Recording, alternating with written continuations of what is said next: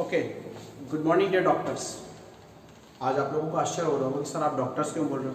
अरे भाई, in future आप लोग डॉक्टर ही तो बनने वाले हैं, ठीक है। So jokes apart, okay, welcome back again my dear student, good morning to all of you, ठीक है। आज हम लोग बात करें क्लास 11 इंग्लिश मीडियम बायोलॉजी के चैप्टर की। हमारा जो चैप्टर है वो सेल चल रहा है, ठीक है। सेल के अंदर हम लोग पहुंच चुके थे सेल ऑर्गेनेल्स के ऊपर, लेकिन बीच में एक वीडियो डालना पड़ा स्टूडेंट डिमांड के ऊपर कि सर प्लांट और एनिमल सेल में डिफरेंस बताइए। क्लियर है, चलो हम लोगों ने क्लियर कर दिया। लेकिन हम लोगों के सेल ऑर्गन्स के अंदर सेल मेम्ब्रेन के ऊपर हम लोग पहुंच चुके थे, राइट। आज हम लोग बात करते हैं सेल मेम्ब्रेन के स्ट्रक्चर की। किसकी बात करते हैं? सेल मेम्ब्रेन की स्ट्रक्चर की। बेटा, सेल मेम्ब्रेन के स्ट्रक्चर को समझाने के लिए काफी मॉडल दिए गए। मॉडल का मतलब जानते हो? प्रतिरूप। मॉडल का मतलब क्या होता है बेटा? प्रतिरूप। भाई काफी मॉडल दिए गए। अब काफी मॉडल दिए गए तो मॉडल का मतलब क्या है वो सुनिएगा आप लोग, ठीक है। काफी मॉडल दिए गए। अब मॉडल का प्रतिरूप, मॉडल यानी कि प्रतिरूप यानी कि अपने एक थ्योरम देना, वो अलग अलग दिए गए। पहला थ्योरम जो था वो क्या था? फर्स्ट थ्योरम था बेटा सैंडविच मॉडल। क्या था? Sandwich model. अच्छा, इसको आप लोग ने क्या बोला? पीएलपी मॉडल भी कहा। ये मॉडल पता है किसने दिया था? रॉबर्टसन ने दिया था, ठीक है ना। रॉबर्टसन ने क्या बोला कि जो मेम्ब्रेन है, मेम्ब्रेन के अंदर लिपिड की बाइलेयर होती है। हम लोगों ने लास्ट वीडियो जो सेल मेम्ब्रेन वाला उसमें पढ़ लिया था कि लिपिड की बाइलेयर है। भाई ये दो लेयर होगी, ठीक है, अपर लेयर और लेयर, ठीक है। और लिपिड की जो बाइलेयर है वो ऊपर से कवर्ड रहती है प्रोटीन से। यानी अगर हम लोग बात करें तो इनका जो अपीयरेंस है, यानी कि जो बाहरी दिखावट है, सैंडविच की तरह से दिखाई देती है। सपोज है कि ये दो लिपिड है, सुनिएगा, ये तो स्केच पेन है, मार्कर पेन है, लिपिड है, ठीक है, इस तरीके से। और इस लिपिड के ऊपर दिखने में जो हाथ है ये दोनों दिखाई दे रहे हैं। तो लिपिड के ऊपर प्रोटीन की बाइलेयर है। आई बात समझ में? इसलिए इसको पीएलपी मॉडल भी कहा गया। लेकिन ये मॉडल कैसे सुटेबल था, किस तरीके से था, उसके कारण वो नहीं बता पाए, इसलिए इस मॉडल को क्या कर दिया? फॉरगो कर दिया गया। अब बात करते हैं सेकंड मॉडल क्या आया। सेकंड मॉडल आया बेटा आप लोगों का, सेकंड मॉडल जो आया आप लोगों का unit membrane model. Unit membrane model मतलब क्या था? उन्होंने क्या किया, वो डेवसन और डेनियली का दिया हुआ था, ठीक है ना। डेवसन और डेनियली ने क्या किया, सुनिएगा मेरी बात। उन्होंने केवल ये बोला कि जो सेल मेम्ब्रेन है ना बेटा, उसकी लेंथ जो है वो क्या होती है? 70 mm तक होती है, ठीक है ना। जिसमें 75 mm तक होती है और 75 एंगस्ट्रॉम के अंदर क्या होता है? 40 एंगस्ट्रॉम में 20 की तो दो प्रोटीन की लेयर होती है, ठीक है। उन्होंने सैंडविच मॉडल क्यों बोला? आई बात समझ में? भाई टोटल लेंथ जो था वो क्या था? 75 एंगस्ट्रॉम।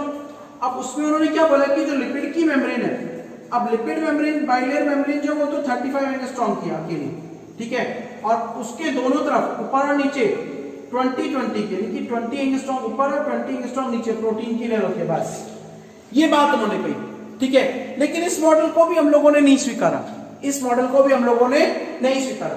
तो फिर हम लोगों ने कौन सा? जब अब देखिएगा उसके बाद में लास्ट मॉडल आया फ्लूइड मोज़ेक मॉडल। क्या था? Fluid mosaic model. भाई फ्लूइड का मतलब होता है क्वासी फ्लूइड, यानी कि अर्ध तरल संरचना। कैसी संरचना बेटा? अर्ध तरल संरचना। क्या था ये? जैसे ही कुछ सालों बाद, आफ्टर सम टाइम, जब पाइप यूनिट मेम्ब्रेन मॉडल गया और आप लोगों का सैंडविच मॉडल भी निकल चुका था, तो उसके कुछ सालों बाद साइंटिस्ट डिड बायोकेमिकल इन्वेस्टिगेशन। बेटा बायोकेमिकल इन्वेस्टिगेशन मतलब कि उन्होंने मेम्ब्रेन के अंदर क्या क्या बायोकेमिकल से, क्या क्या केमिकल से उनको इन्वेस्टिगेट किया। अब इन्वेस्टिगेट करने के बाद क्या था वो सुनिएगा। जैसे ही उन्होंने इन्वेस्टिगेट किया तो दैट रिवील मतलब उन्होंने खोजा, इन्वेस्टिगेट करने के बाद उन्होंने खोजा that cell membrane also have protein and carbohydrate. कि सेल मेम्ब्रेन के पास में क्या होते हैं? प्रोटीन भी होते हैं और कार्बोहाइड्रेट होते हैं। लिपिड बाइलेयर तो हम लोग पढ़ते आए थे, ठीक है, हमने शुरुआत में पढ़ा था लिपिड बाइलेयर होती है, जो हमने सैंडविच मॉडल में भी पढ़ लिया बेटा, हम लोगों ने यूनिट मेम्ब्रेन मॉडल के अंदर भी पढ़ लिया, ठीक है। लेकिन अब ये क्या कह रहे हैं? नई बात निकल के आई, क्या? कि इसके पास कार्बोहाइड्रेट भी होता है। आई बात समझ में? दूसरा उन्होंने क्या, पहला तो उन्होंने निकाला कि भाई प्रोटीन और कार्बोहाइड्रेट भी होते हैं, ठीक है, प्रोटीन हम लोग पढ़ चुके थे। लेकिन नई बात निकल गई कि कार्बोहाइड्रेट भी है। सीबीएच बच्चे कार्बोहाइड्रेट की फुल फॉर्म होती है। किसकी फुल फॉर्म होती है? कार्बोहाइड्रेट की। ओके, अब क्या कह रहे हैं? Ratio of protein and lipid, ये रेशियो की बात कर रहा है, अनुपात। दूसरा पॉइंट निकल रहा है कि प्रोटीन और लिपिड की जो रेशियो है वो वेरी करता है, वो वेरी मतलब अलग अलग होता है इन डिफरेंट सेल्स, अलग अलग सेल्स में क्या है वो डिफरेंट होता है। यहां पर भी एक नया पॉइंट निकल कर आया। अभी इससे पहले तक किसी ने रेशियो की बात नहीं की थी, अनुपात की बात नहीं की थी, ठीक है। उन्होंने तो ये बोला, फिर उन्होंने एग्जांपल दिया, भाई ह्यूमन आरबीसी का एग्जांपल है, दूसरा क्यों नहीं। हम लोग ह्यूमन बीइंग है, ह्यूमन का एग्जांपल लेते हैं कि भाई ह्यूमन आरबीसी में 52% तो प्रोटीन होती है, 52% तो होती है प्रोटीन, और 40% होता है कितना लिपिड।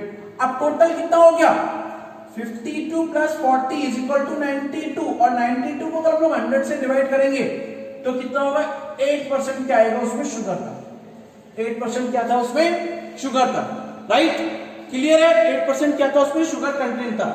अब क्या कह रहे हैं, depending on the ease of case of extraction membrane, ठीक है ना, मेम्ब्रेन के फैलाव के केस के अंदर कि मेम्ब्रेन कितनी बड़ी है, द प्रोटीन कैन बी। अब उन्होंने ये भी बताया कि ऐसा कोई जरूरी नहीं, दोनों मॉडल ये बता रहे थे कि प्रोटीन जो पेरिफेरी में स्टैंड है, भाई लिपिड बाइलेयर को प्रोटीन क्या कर रही है, सराउंड करके रख रही है। लेकिन उन्होंने तो ये बोला जरूरी थोड़ी है कि प्रोटीन पेरिफेरल हो सकती है, प्रोटीन इंटीग्रल भी हो सकती है, आंतरिक इनसाइडल। ये थर्ड पॉइंट निकल कर आया। जब बायोकेमिकल्स जो हुई थी, डिस्कवरी हुई, तो उसमें इनसाइडल प्रोटीन भी निकल के आया, पेरिफेरल, पेरिफेरल होता है आउटसाइड, ठीक है। भाई हम लोगों ने इससे पहले वाले मॉडल्स के अंदर क्या पढ़ा था कि प्रोटीन जो वो केवल बाहर की तरफ होती है, लेकिन अब क्या निकल कर आया नया पॉइंट, प्रोटीन का रेशियो अलग होता है, कार्बोहाइड्रेट भी होता है, प्रोटीन क्या होती है, पेरिफेरल भी होती है, इनसाइडल भी होती है, ठीक है ना। अब ये क्या कह रहा है, आगे देखिएगा, इसी peripheral found at the surface of membrane, membrane के सरफेस के ऊपर होगी, ऊपर की तरफ होती है बेटा, ठीक है, ऊपर की तरफ होती है। But while integral are partially, integral तो होता है या तो वो थोड़ी सी, पार्शियली थोड़ी सी, ठीक है ना, और कंप्लीटली या फिर पार्शियली या कंप्लीटली पूरी बरीड होता है बेटा, उसमें धसे रहना, उसमें फंसे रहना, ठीक है ना। पार्शियली और completely buried in the membrane, वो मेम्ब्रेन के अंदर धसी हुई रहती है। Got it, got it. And improved model, अब इसी केस के अंदर इंप्रूव मॉडल दिया गया, improved model of cell membrane was given by the Singer and Nicolson, ठीक है।